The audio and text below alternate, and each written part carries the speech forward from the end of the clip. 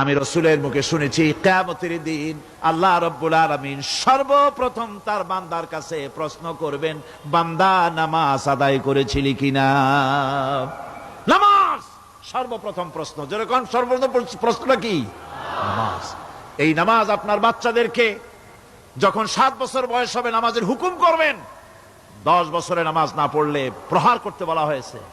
নামাজের জন্য কড়াকড়ি করতে হবে। পুরুষ নারী মেয়েদের মাসের ভিতরে কখনো কখনো তাদের যে সমস্ত মাসলা মাসাইল আছে সেই অনুযায়ী কখনো তাদের ক্ষমা আছে, বাকি তাদের নামাজ পড়তে হবে। আর পুরুষের জন্য পাগল হয়ে যাওয়া, বেহুশ হয়ে যাওয়া ছাড়া নামাজ মাপ নাই, নামাজ পড়তেই হবে। এই যে নামাজ, যে নামাজ না হলে ঈমান থাকবে না, ঈমান নষ্ট হবে, কিয়ামতে জাহান্নামে যাওয়া লাগবে, এসব কথা শোনার পর আজকের তাফসীরুল কোরআন মাহফিলে আমরা কি ওয়াদা করতে পারি যে আমরা মালাকুল মউত যতক্ষণ পর্যন্ত আমাদের মাথার কাছে না আসবে নামাজ ছেড়ে দেব না? এই ওয়াদা কি করতে পারি?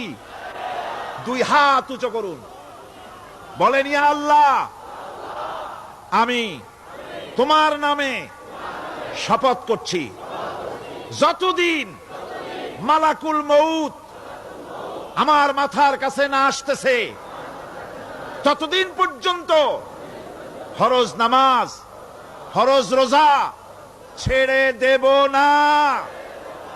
ইয়া আল্লাহ, মৃত্যু পর্যন্ত আমার এই ওয়াদা পালনের তৌফিক আমাকে দান করো, আমিন। আল্লাহ পাক আমাদের এই ওয়াদা মঞ্জুর করুন, জোরে কোন আমিন।